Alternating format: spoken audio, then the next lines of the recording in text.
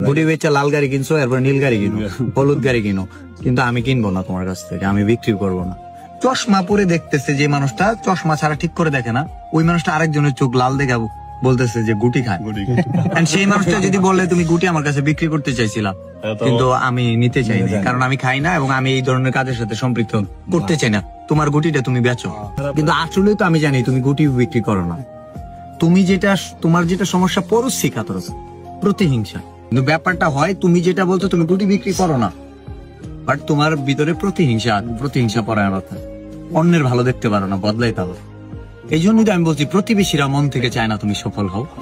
এই জন্য তুমি ভাবতেছো ওই জেলা এই জেলা আমরা মনে হয় প্রতিবেশী।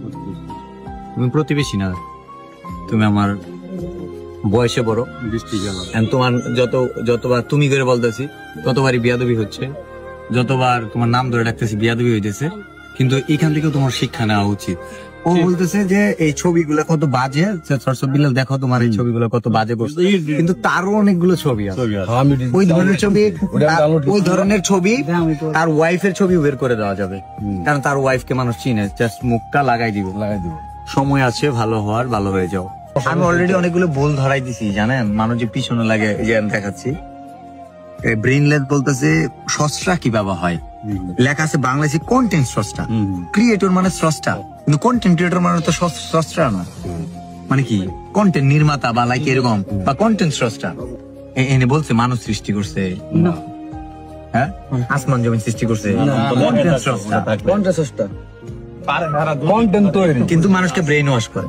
ম্যাক্সিমাম ক্রিয়েটর আমার সাথে কানেক্টেড, শুধু ডিসকানেক্টেড তারাই যারা যে ক্রিয়েটর গ্রোথটা নিতে পারতেছে না, আপনারা আগাইতেছেন এটা নিতে পারতেছে না।